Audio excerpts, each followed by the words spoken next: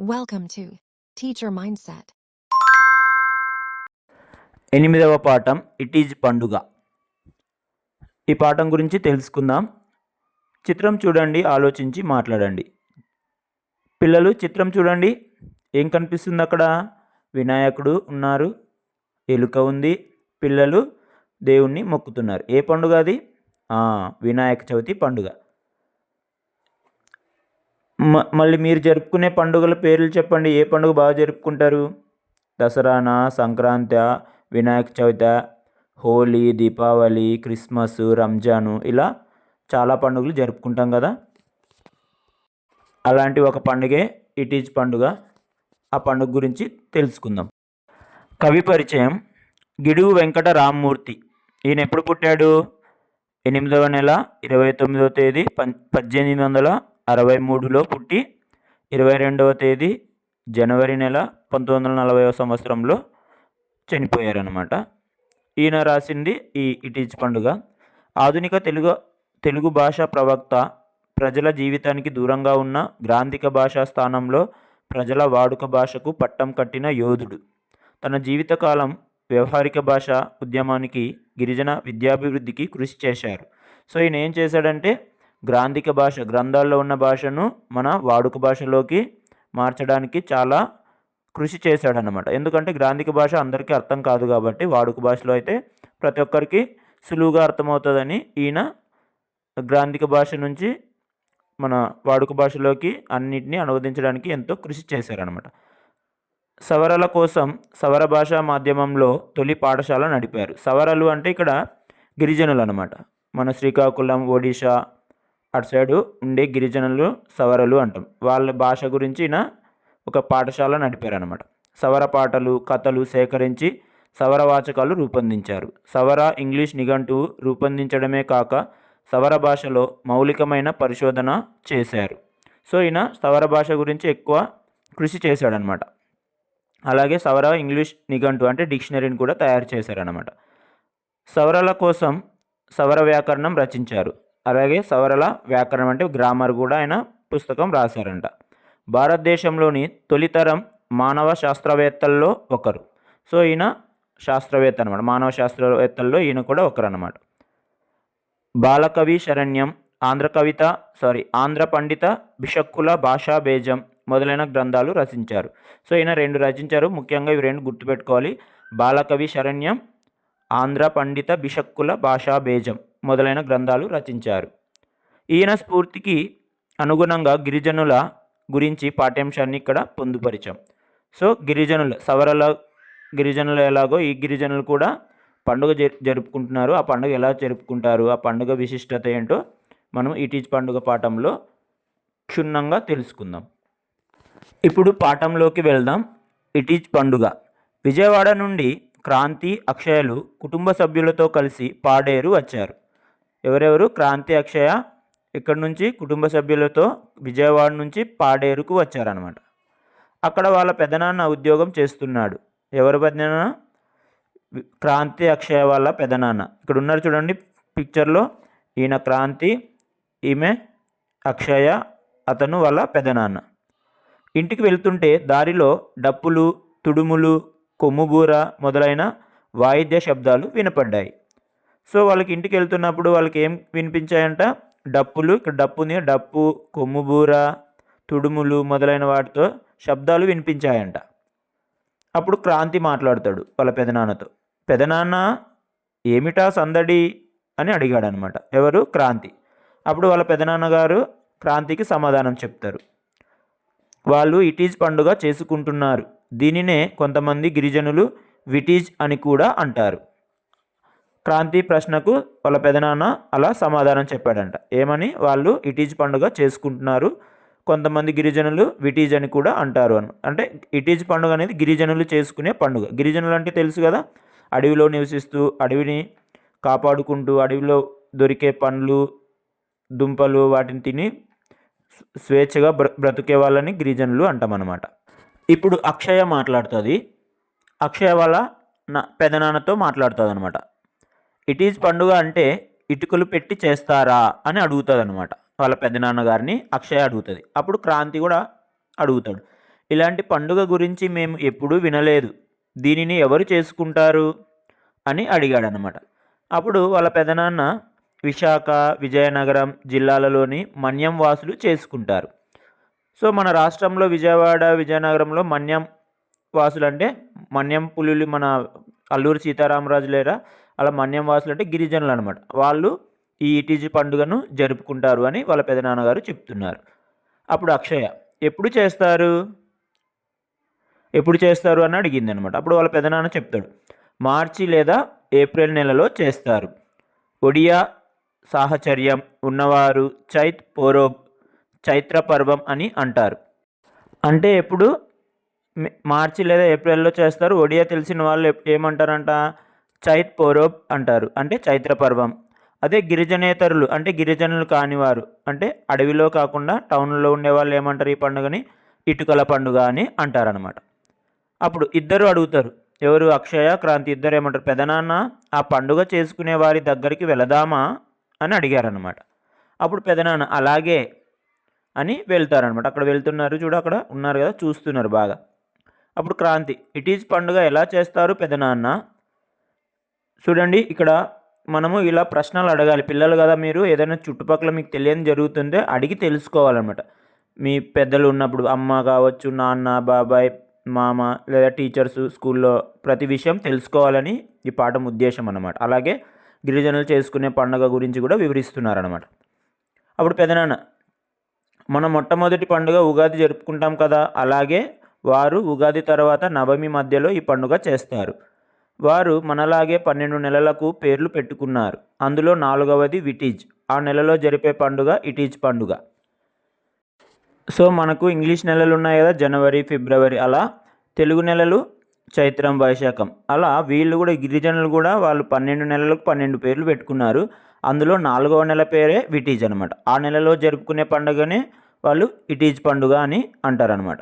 వారు వెసులుబాటును అనుసరించి గ్రామస్తులు సమావేశం పెట్టుకుంటారు. అంటే వాళ్ళు ఎప్పుడు ఫ్రీగా ఉంటే అప్పుడు ఒక సమావేశం పెట్టుకుంటారు అనమాట. గిరిజనులు గ్రామంలో అంటే అడవిలో గ్రామంలో సమావేశం పెట్టుకొని తదుపరి శుక్రవారం చాటింపు వేస్తారు. ఇంకా సమావేశం తర్వాత వచ్చే శుక్రవారం ఏం చేస్తారు, ఊరంతా చాటింపు తప్పెడలతో చాటింపు వేస్తారన్నమాట. ఏమని పండుగ చేసుకోవాలని చాటింపు వేస్తారు. ఆ తర్వాతి శుక్రవారం నుండి పండుగ ప్రారంభం అవుతుంది. అంటే మొదటి శుక్రవారం చాటింపు వేస్తారు, అంటే ఊర్లో అందరికీ తెలిసేలా మనం పండుగ చేసుకోవాలి వీటీజ్ పండుగ అని చెప్తారు. తర్వాత శుక్రవారం నుంచి పండుగ అనేది ప్రారంభం అవుతుందన్నమాట. అక్షయ అప్పుడు అబ్బా ఆ ఇంటి ముందు గోడలపైన ముగ్గులు, మామిడి ఆకు తోరణాలు ఎంత బాగున్నాయో. ఇక్కడ చూడండి ఇల్లు కనిపిస్తుంది, ఇంటిపైన ముందు ముగ్గులు, పైన మామిడి తోరణాలు, అక్కడ పక్షి ఉంది కదా, చాలా అందంగా ఉన్నాయని చెప్తుంది. ఎవరు, అక్షయ. పెదనాన్న పండుగ జరగడానికి ముందు ఇలా అలంకరించుకుంటారు. పండుగ రోజు మన రైతుల మాదిరిగానే నాగలి, మోకు, పలుపుతాళ్ళు, పార, కొంకి మొదలైన వ్యవసాయ పనిముట్లు కడిగి కుదురు అంటేమి మూల, దేవుని మూల అంటే ఒక మూలకు చెట్టు దగ్గర అక్కడ మనకు ఈ పిక్చర్లో కనిపిస్తుంది కదా, అక్కడ మూలకు అన్నీ పెట్టారు చూడండి. ఒక మూల దగ్గర పెట్టి ఏం చేస్తారు, వాళ్ళు పండుగ జరుపుకుంటారనమాట. అప్పుడు క్రాంతి అడుగుతాడు పెదనాన్న అదేంటి గిన్నెలలో ఒకరికొకరు ఏదో ఇచ్చి పుచ్చుకుంటున్నారు, వాళ్ళు గిన్నెల్లో ఏదో ఇచ్చి పుచ్చుకుంటున్నారంట. అది ఎవరు చూశారు, క్రాంతి చూశాడు. చూసి వాళ్ళ పెదనాన్నని అడిగాడు. అప్పుడు వాళ్ళ పెదనాన్న అవును క్రాంతి, మామిడికాయలను ఇంటికి తెచ్చి వాటిని ముక్కలుగా కోస్తారు. బియ్యంతో ఆ ముక్కలను కలిపి వండుతారు. దానిని బోనం అంటారు. ఆ బోనం నైవేద్యంగా దేవునికి సమర్పిస్తారు. తరువాత నైవేద్యం అన్నం, కూరలు, వంటలు మొదలైనవి ఇరుగు పొరుగువారు, బంధువులు ఒకరికొకరు ఇచ్చిపుచ్చుకుంటారు. అప్పుడు పెదనాన్న ఏం చెప్పాడంట, మామిడికాయలను తెచ్చి వాళ్ళు ఏం చేస్తారు, ముక్కలుగా కోసి వాటిని బియ్యంతో కలిపి వండుతారన్నమాట. అలా కలిపి వండిన దాన్ని, మామిడికాయ ముక్కలు బియ్యం కలిపి వండిన దాన్ని ఏమంటాం, బోనం అంటాం. మనం తెలంగాణ, ఆంధ్రప్రదేశ్లో కూడా ఈ బోనాల పండుగ చూస్తాం కదా, అలా అనమాట. కొన్ని చోట్ల కుంభాలు అని కూడా అంటారనమాట. రాయలసీమలో ఎక్కువగా కుంభాలు అంటారు, తెలంగాణలో బోనం అంటారు. అప్పుడు ఏం చేస్తారు, అలా వండిన బోనాన్ని నైవేద్యంగా దేవునికి సమర్పించి తర్వాత ఆ నైవేద్యంతో పాటు అన్నము, కూరలు, వంటలు మొదలైనవి ఒకరికొకరు ఇచ్చి పుచ్చుకుంటారు అనమాట. అలాగా అది పండగ యొక్క సాంప్రదాయం అనమాట. తర్వాత అక్షయ ఆ తర్వాత ఏం చేస్తారు పెదనాన్న అని అడిగిందనమాట. అప్పుడు పెదనాన్న రెండవ రోజు రొడ్డ కనుసు చేస్తారు. రెండవ రోజు మొదటి రోజు బోనం సమర్పించారు కదా, ఇప్పుడు రెండవ రోజు రొడ్డ కనుస అనేది చేస్తారనమాట. క్రాంతి. రొడ్డ కనుస అంటే ఏమిటి అని అడిగాడు. అప్పుడు పెదనాన్న రొడ్డ అంటే మామిడి, సీతాఫలం మొదలైన ఆకులు. రొడ్డ అంటే ఏమంట మామిడి, సీతాఫలం మొదలైన ఆకులు. కనుసు అంటే ఏమి ఊరేగింపు. సో ఆ ఆకులను కట్టుకొని ఏమన్నా ఊరేగింపు చేస్తారని చెప్తున్నాడు అన్నమాట. రెండవ రోజు ఆకులు కట్టుకుంటారు, తలకు పక్షి ఈకలు కట్టుకుంటారు, ముఖంపై నలుపు తెలుపు రంగులు చారలుగా పూసుకుంటారు. రంగులు బూడిద కలిపిన నీరు వెదురు గొట్టాల్లో నింపి ఒకరిపై ఒకరు జల్లుకుంటారు. పనసకాయలను జంతుతల ఆకారంగా చేస్తారు. దానిపైకి బాణాలు వేస్తూ ఆడుతూ పాడుతూ శంకుదేవుని దగ్గరకు వెళ్తారు. చూడండి ఎంత నీట్గా వాళ్ళ పండుగ ఎంత బాగా చేసుకుంటున్నారు. రొడ్డ కనుస రోజు ఏం చేస్తారంట, సీతాఫలం మామిడి ఆకుల్ని కట్టుకుంటారంట. ఇట్లా పిక్చర్లో కనిపిస్తుంది కదా చిత్రంలో అలా. తర్వాత ఏం చేస్తారు, ముఖం పైన నలుపు తెలుపు చారలు గీసుకుంటారనమాట. తర్వాత రంగులు బూడిద కలిపిన నీరు వెదురు గొట్టాల్లో నింపి ఒకరిపై ఒకరు జల్లుకుంటారు. మనం హోలీ రోజు జల్లుకుంటాం కదా అలా. పనసకాయను జంతుతల ఆకారంగా చేస్తారు. పనసకాయ తెచ్చి దాన్ని జంతు తలల ఆకారంగా చెక్కి అలా చేస్తారు. దానిపైకి ఏం చేస్తారంట, బాణాలు వేస్తూ ఆడుతూ పాడుతూ ఎక్కడికి వెళ్తారు, వాళ్ళు దేవుడు ఎవరు అయినా శంకుదేవుని దగ్గరకు వెళ్తారనమాట. అడిగింది ఎందుకు వెళతారు, చూడండి అక్కడ కనిపిస్తుంది కదా, శంకుదేవుని దగ్గరికి వెళ్తున్నారు. పెదనాన్న శంకుదేవుని కొరకు ప్రతి ఇంటి నుండి గుప్పెడు చొప్పున విత్తనాలు బియ్యం సేకరిస్తారు. గుడి దగ్గర బియ్యం వండి నైవేద్యం పెడతారు. విత్తనాలు కొన్ని గుడి చుట్టూ చల్లుతారు. మిగిలిన విత్తనాలు వారం రోజుల తర్వాత ఇంటింటికి పంచుతారు. అవి వారి విత్తనాల్లో కలుపుకుంటారు. ఏం చేస్తున్నారు ఇక్కడ వాళ్ళు, శంకుదేవుని కొరకు ప్రతి ఇంటి నుండి గుప్పెడు చొప్పున విత్తనాలు, అంటే ప్రతి ఇంటి నుంచి పిడికెడు నిండా విత్తనాలు తెస్తారంట. విత్తనాలు బియ్యం సేకరించి అవి ఎక్కడ పెడతారు, గుడి దగ్గర బియ్యం వండి నైవేద్యం పెడతారు. ఆ బియ్యం తెచ్చిన బియ్యంని నైవేద్యం చేస్తారు. ఆ విత్తనాలు ఉంటాయి కదా అవి కొన్ని గుడి చుట్టూ చల్లుతారంట. మిగిలిన విత్తనాలను ఏం చేస్తారు, వారం రోజుల తర్వాత ఇంటింటికి పంచుతారు. అంటే దేవుడి దగ్గర పెట్టి తీసుకొచ్చి మళ్ళీ మన విత్తనాల్లో కలుపుకొని తర్వాత ఆ విత్తనాలను పంటగా వేస్తారంట. అలా వేస్తే పంటలు బాగా పండుతాయి, లాభాలు వస్తాయని వారి నమ్మకం అనమాట. దేవుడు ఆశీర్వదిస్తాడు అని. మంచి పద్ధతి కదా. ఇక్కడ చిత్రంలో చూడండి మనకు బాగా కనిపిస్తున్నాయి కదా వాళ్ళు పెట్టిన వ్యవసాయ పనిముట్లు, నైవేద్యం. ఇక్కడ బోనం కనిపిస్తుంది, కొడవలి, అలాగే అరక, విత్తనాలు, నైవేద్యాలు, అంతా రంగురంగుల ముగ్గులు ఎంత బాగా అలంకరించారు కదా. ఇదంతా కుదురు అనమాట. కుదురు దగ్గర వాళ్ళు అన్నీ పెట్టి అక్కడ పాటలు పాడుకుంటూ ఇక్కడ వీళ్ళు నైవేద్యాలు సమర్పించుకుంటున్నారు. చూడండి ఎంత అందంగా పండుగ చేసుకుంటున్నారు కదా. తర్వాత క్రాంతి. భలే విచిత్రంగా ఉంది, ఆ తరువాత అని అడిగాడు. అప్పుడు పెదనాన్న 3 నుండి 6 రోజుల్లో ఏదో ఒక రోజు గ్రామస్తులంతా వేటకు వెళతారు. ఏం చేస్తారంట, 3 నుంచి 6 రోజుల్లోపు ఏదో ఒక రోజు గ్రామస్తులంతా అడవిలోకి వేటకు వెళ్తారు. వేటకు వెళ్ళని వారిని వరసైన వారు ఎగతాళి చేస్తారు. ఎవరైనా వేటకు వెళ్ళలేదనుకో, ఇప్పుడు ఒక అబ్బాయి వెళ్ళలేదనుకో, అతను మరదలు లేదా తన అత్త మామలు ఆట పట్టిస్తారన్నమాట. వెళ్ళలేదు అని కామెడీ చేస్తారనమాట సరదాగా. వేట సాధించిన వారికి ప్రత్యేక గౌరవం ఉంటుంది. ఒకవేళ వేటకు వెళ్ళిన వాళ్ళు ఏదైనా జంతువుల్ని పట్టుకొని వాళ్ళలో తీసుకొస్తారు కదా, సో వాళ్ళకి ప్రత్యేక గౌరవం ఉంటుందన్నమాట. అక్షయ. 7వ రోజు ఏం చేస్తారు, పెదనాన్న చివరి రోజున మారు ఇటీజ్ లేక నూరు ఇటీజ్ అంటారు. చివరి రోజు అనమాట, పండుగ చివరి రోజున ఏమంటాము, మారు ఇటీజ్ లేదా నూరు ఇటీజ్ అంటారు. ఆ రోజు దారికి అడ్డంగా వెదురు బొంగు కడతారు. దారికి అడ్డంగా ఏం కడతారంట, వెదురు బొంగు కడతారనమాట. వెదురు గొట్టాలతో వచ్చే పోయే వారిపై నీళ్లు చల్లుతారు. సో అక్కడ గొట్టం కట్టి బొంగు కట్టి అటు ఇటు వచ్చిపోయే వాళ్ళపైన ఏం చల్లుతారంట, నీళ్లు చల్లుతారంట. వెదురు కర్రకు తాళ్లను కట్టి ఊయలగా చేసి ఊగుతారు. అలాగే వెదురు కట్టకు తాళ్లను కట్టి ఊయలగా ఊగుతారంట. అది 7వ రోజు చేసే పని. అక్షయ క్రాంతి. చాలా బాగుంది పెదనాన్న వీరి పండుగ అని చెప్పానమాట. అప్పుడు పెదనాన్న అవును, మన రాష్ట్రంలో రాయలసీమలో కొన్ని పండుగలు, కోస్తాలో కొన్ని పండుగలు ప్రత్యేకంగా జరుపుకుంటారు. అలాగే గిరిజన ప్రాంతాల్లో కూడా రకరకాల పండుగలు జరుపుకుంటారు. ఇవి వారి వారి సంస్కృతి సాంప్రదాయాలకు ప్రతీకలు అని వాళ్ళ పెదనాన్న చెప్పాడనమాట. అంటే రాయలసీమలో కొన్ని దేవరలు, అలాగే కోస్తాలో కొన్ని పండుగలు బాగా జరుపుకుంటారు. సంక్రాంతి కోస్తాలో బాగా చేస్తారు. కోడి పందాలు అలా. ఇది ఈ ఇటీజ్ పండుగ గురించి. చాలా బాగుంది కదా పండుగ, గిరిజనులు చేసుకునే పండుగ అనమాట. తరువాత అర్థాలు ఉన్నాయి ఇక్కడ. అర్థాలు చాలా ఇంపార్టెంట్. మనకు మోడల్ స్కూల్ ఎంట్రన్స్ టెస్ట్లో కానీ ఫార్మేటివ్ సమ్మేటివ్ ఎగ్జామ్స్లో కూడా అడుగుతారు. తుడుము అంటే గిరిజన వాయిద్యం. గిరిజన వాయిద్యంలో ఒకటి ఇది తుడుము అనమాట. తర్వాత కొమ్మబూర. కొమ్ముబూర కూడా కొమ్ముతో చేసే బూర అనమాట. కొమ్ముల్ని ఇట్లా ఊదుతారనమాట, సౌండ్ వస్తుంది, ఇక్కడ కనిపిస్తుంది కదా, ఇది కొమ్ముబూర. సందడి, పండుగల్లో అందరూ కలిసిమెలిసి తిరగడాన్ని ఏమంటారు? సందడి అంటాం. మొక్కుబడులు, భగవంతునికి చెల్లించే ముడుపులు. ఏదైనా మొక్కుకుంటాం కదా, ముడుపులు చెల్లిస్తాం కదా, వాటిని మొక్కుబడులు అంటారనమాట. తోరణం, గుమ్మాలకు మామిడి ఆకులతో కట్టే దండను ఏమంటాం? తోరణం అంటాం అనమాట. కుదురు, కుండలు కదలకుండా నిలిపే గుండ్రని అమరికని ఏమంటాం? కుదురు అంటాం. సో కుండలు పెట్టడానికి చేస్తాం కాబట్టి కుదురు, దాన్ని కుదురు అంటారు అనమాట. హేళన అంటే ఎగతాళి. ఎవరు ఇక్కడ పాఠంలో వరసైన వాళ్ళు వేటకు పోని వారిని హేళన చేస్తారు, అంటే ఎగతాళి చేస్తారు అనమాట. థింసా, కోయ ఇవి గిరిజన నృత్యాలు అనమాట.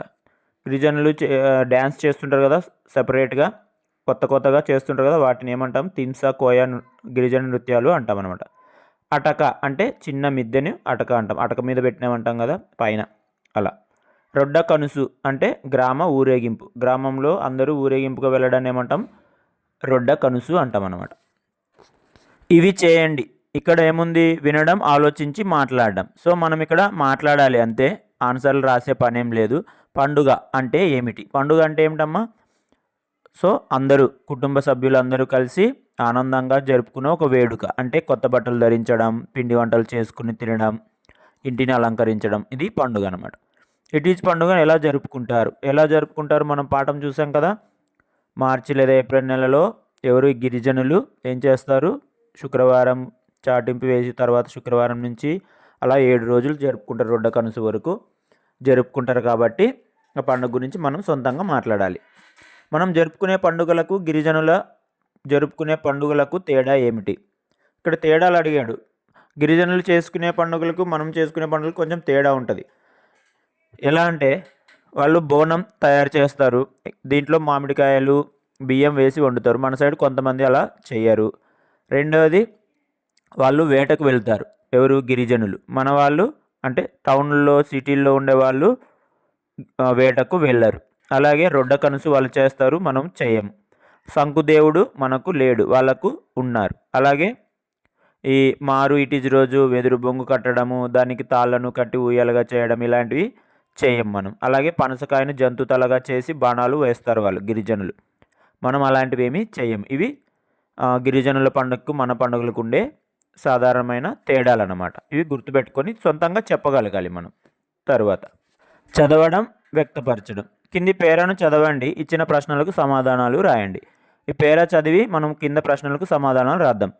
పేరా చదవండి బాగా. గణతంత్ర దినోత్సవం జరుపుకోవడానికి పిల్లలు బడిని అందంగా ముస్తాబు చేస్తారు. గణతంత్ర దినోత్సవం రోజు మనం ఏం చేస్తాము? బడిని బాగా అందంగా తయారు చేస్తాం. వారి తరగతులను రంగురంగుల కాగితాలతో అలంకరిస్తారు. తరగతులు ఏం చేస్తారు? రంగురంగుల కాగితాలతో అలంకరిస్తారంట. గుమ్మాలకు తోరణాలు కడతారంట. తరగతి గది లోపల బయట ముగ్గులు వేస్తారు. పిల్లలందరూ దేశభక్తి గీతాలు సాధన చేసి జెండా వందనం రోజు పాడుతారు. దేశభక్తి గీతాలు ఉంటాయి కదా, జెండా పాటలు, అవి ఆ జెండా పాటలు నేర్చుకొని ఆ రోజు పాడుతారనమాట.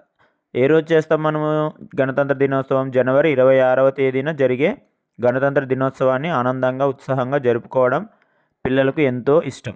ఆ రోజు బడి అంతా పండుగ వాతావరణంతో కలకలలాడుతుంది. ఇప్పుడు ప్రశ్నలు. గణతంత్ర దినోత్సవాన్ని ఎప్పుడు జరుపుకుంటారు? ఎప్పుడు? జనవరి 26న జరుపుకుంటాం. రెండవ ప్రశ్న, మీ బడిని గణతంత్ర దినోత్సవం రోజున ఎలా అలంకరిస్తారు? ఎలా అలంకరిస్తామమ్మా మనము? అందంగా అలంకరిస్తాము. తరగతి గదులను రంగురంగు కాగితాలతో అలంకరిస్తాము. గుమ్మాలకు తోరణాలు కడతాము. అలాగే తరగతి గది లోపల బయట ముగ్గులు కూడా వేస్తాం. అలా. మూడవ ప్రశ్న, మీరు ఏ దేశభక్తి గీతాలు పాడుతారు? జెండా పండుగ రోజు మనం ఏ దేశభక్తి గీతాలు పాడుతాము? ఏ దేశమేగినా ఎందుకాలిడినా, అలాగే దేశమును ప్రేమించుమన్నా, ఇంకా తల్లి భారతి వందనమమ్మ, అలాంటి దేశభక్తి గీతాలన్నీ మనము పాడుతాము. తర్వాత, మీ బడిలో ఏ పండుగలు జరుపుకుంటారు? ఏ పండుగలు జరుపుకుంటారు మన బడిలో? మా బడిలో స్వాతంత్ర దినోత్సవం, గణతంత్ర దినోత్సవం, బాలల దినోత్సవం, ఉపాధ్యాయ దినోత్సవం ఇలా మొదలైన పండుగలు జరుపుకుంటామని రాయొచ్చు అన్నమాట.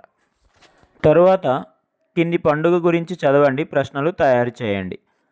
సో మనం ఈ పారాగ్రాఫ్ చదివి కింద ప్రశ్నలు తయారు చేయాలి. ఆ పారాగ్రాఫ్ ఒకసారి చదవండి సొంతంగా.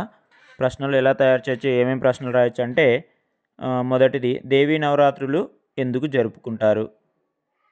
అలాగే దుర్గాదేవి ఎవరితో యుద్ధం చేసింది, ఎన్ని రోజులు చేసింది? తర్వాత విజయదశమి నాడు జరిగిన 2 గొప్ప సంఘటనలు ఏవి? ఇంకా విజయదశమి నాడు జమ్మి ఆకులతో ఎందుకు పూజిస్తారు? అలాగే దసరా ఉత్సవాల్లో 10వ రోజు ఏమంటారు? ఇలా కొన్ని ప్రశ్నలు మనము తయారు చేయొచ్చు. తరువాత పదజాలం ఉంది ఇక్కడ. ఇట్ ఈజ్ పండుగ పాఠంలో మీరు గమనించిన కొత్త పదాలను రాయండి. కొత్త పదాలు ఏమేమి గమనించాం మనము? ఉదాహరణకు చైత్ పోరోబ్, అలాగే ఏమేమి వచ్చినాయి మనకు? విటీజ్ అని, బోనం, కుదురు, శంకుదేవుడు, రొడ్డ కనుసు, మారు ఇటీజ్, నూరు ఇటీజ్, ఇలా ఇంకా కొమ్ముబూర, ఇవన్నీ మనకు కొత్త పదాలు అన్నమాట. తరువాత పాఠంలో ఆడుతూ పాడుతూ లాంటి జంట పదాలు ఉన్నాయి. కింది జంట పదాలను చదవండి. వాటిలో ఏవైనా 4 జంట పదాలతో సొంత వాక్యాలు రాయండి. జంట పదాలు అంటే ఏంటివి? జంటగా వచ్చే పదాలు అన్నమాట. శుచి, శుభ్రం, అన్నం, పుణ్యం, ఇరుగు, పొరుగు, ఇల్లు, వాకిలి, ఊరు, పేరు, ఉక్కిరి, బిక్కిరి, తిండి, తిప్పలు, కట్టు, బొట్టు, చిందర, వందర, నగ, నట్ర, పొలం, పుట్ర, కూర, నార, ఇవన్నీ జంట పదాలు అన్నమాట. ఇప్పుడు వీటిని ఉపయోగించి మనం సొంత వాక్యాలు రాద్దాం. మొదటిది శుచి, శుభ్రం. మనం ఏం చేస్తాము? పండుగలకు ఇల్లు, వాకిలి శుచి, శుభ్రం చేసుకోవాలి. రెండవది అన్నం, పుణ్యం. చిన్నపిల్లలు అన్నం, పుణ్యం ఎరుగని వారు, అంటే పిల్లలకి ఏం తెలియదు కాబట్టి అన్నం, పుణ్యం. తర్వాత మూడవది ఇరుగు, పొరుగు. మనం ఇరుగు పొరుగు వాళ్ళతో స్నేహంగా ఉండాలి. పిల్లలు ఆడుతూ బొమ్మలను చిందరవందరగా పడేశారు, ఇలా రాయొచ్చు అన్నమాట. తరువాత కింది మాటలు చూడండి.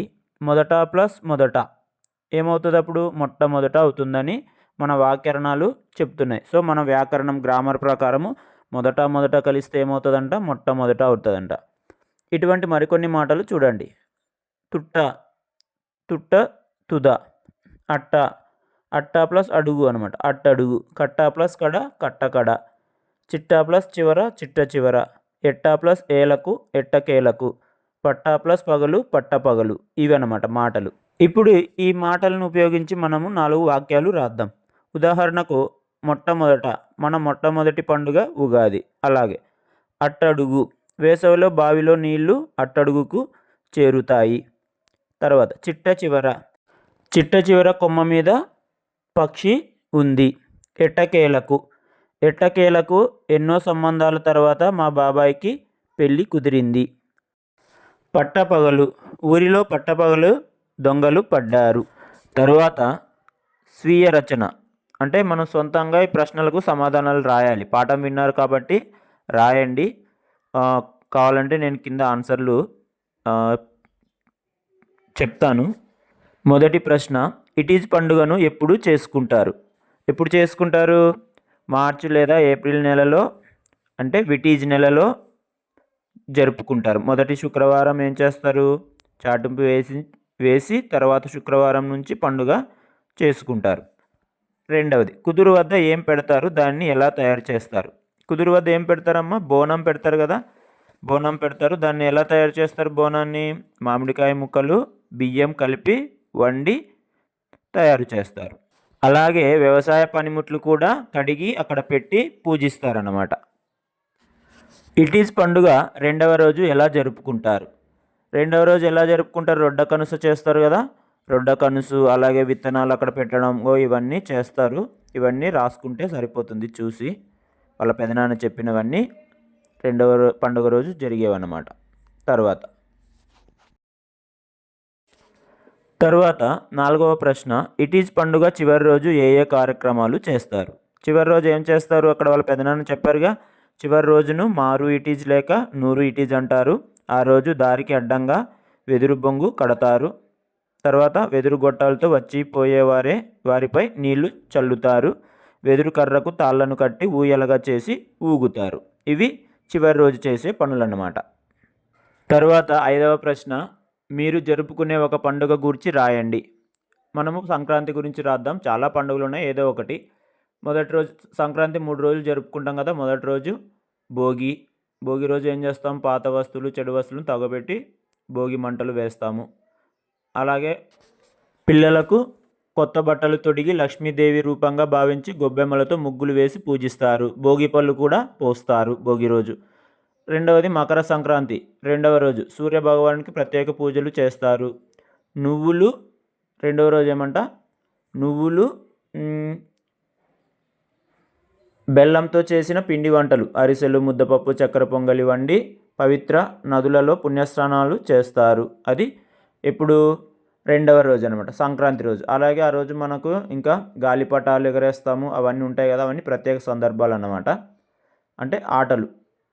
నెక్స్ట్ కనుమ రోజు ఏం చేస్తాము? పశువులను, ముఖ్యంగా ఆవులను పూజించే రోజు ఇది. రైతులకు సహాయపడే పశువులకు కృతజ్ఞతలు తెలుపుతారు.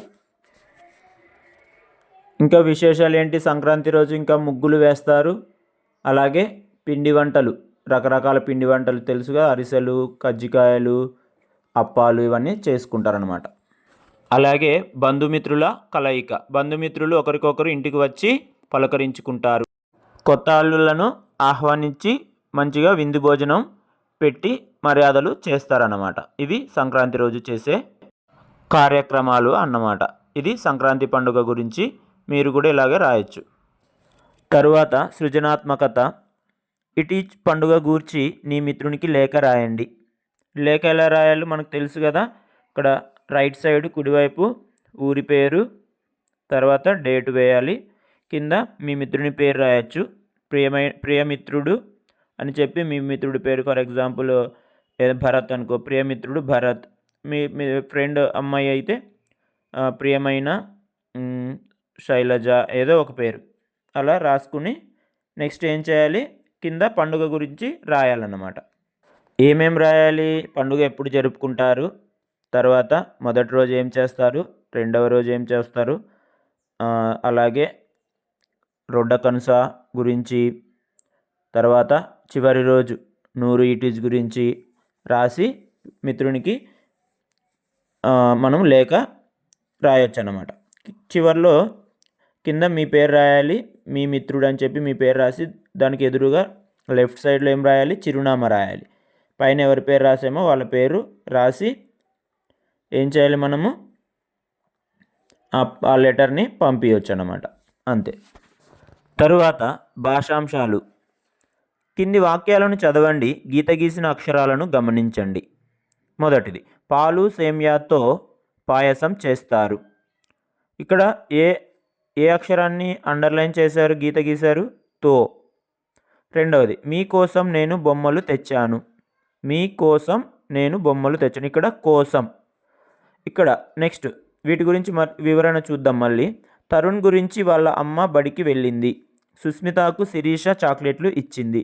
హనుమంతుడు రాముని యొక్క దూతగా లంకకు వెళ్ళాడు. ఇప్పుడు పై వాక్యాల్లో గీత గీసిన వాటిని గమనించారు కదా. ఇవి లేకుంటే వాక్యాలు పూర్తి అర్థాన్ని ఇవ్వడం లేదు కదా.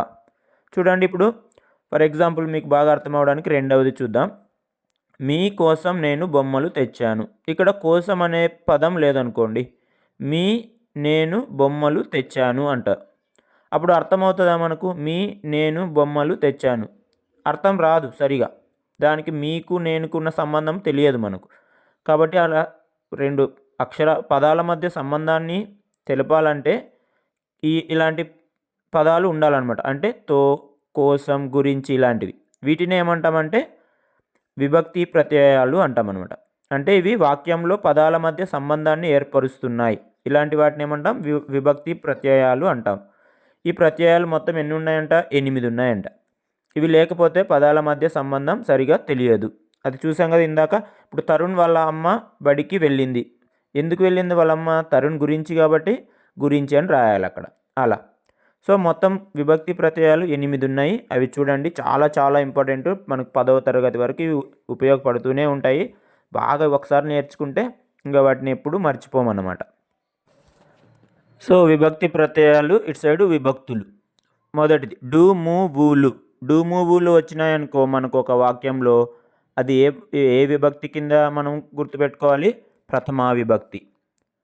నిన్, నున్, లన్, గూర్చి, గురించి ఇవి ద్వితీయ విభక్తి. గూర్చి, గురించి, నిన్ను, నన్ను అని వచ్చిందనుకో అప్పుడు ఏమి ద్వితీయ విభక్తి అని గుర్తుపెట్టుకోవాలి. అంటే ఎదుటి వాళ్ళకి చెప్తున్నాం కాబట్టి. నెక్స్ట్ చేతన్, చేన్, తోడన్, తోన్. చేత, తో అని వస్తే తృతీయ విభక్తి అనమాట. కొరకున్, కై. వాళ్ళ కొరకు వీళ్ళ కొరకు అంటాం కదా, అలా వస్తే అదేంది చతుర్థి విభక్తి. వలనన్, కంటెన్, పట్టి. దాని వలన, దీని వలన, అందుకంటే అని ఇలా వస్తాయి కాబట్టి అప్పుడు పంచమి విభక్తి. కిన్, కిన్, కున్, యొక్కలోన్, లోపలన్. యొక్క, కి అని వచ్చినప్పుడు లోపల, లోన్ అని వచ్చినప్పుడు ఇప్పుడు మనకు అక్కడ పైన కనిపిస్తుంది కదా, హనుమంతుడు రాముని యొక్క దూతగా లంకకు వెళ్ళాడు. ఇక్కడ యొక్క అని వస్తే మనకు షష్ఠి విభక్తి అని గుర్తుపెట్టుకోవాలి. అందున్, నన్ ఇవి వచ్చినప్పుడు సప్తమి విభక్తి. ఓ, ఓరి, ఓయి, ఓసి ఇవి వచ్చినప్పుడు సంబోధన ప్రథమ విభక్తి. అంటే ఎవరినైనా ఓరి అంటుండగా సంబోధిస్తుంటాం కాబట్టి ఇవి సంబోధన ప్రథమ విభక్తి కింద వస్తాయన్నమాట. ఇవి చాలా ఇంపార్టెంట్, ప్రతి ఒక్కరు బాగా చదవాలన్నమాట. Teacher mindset.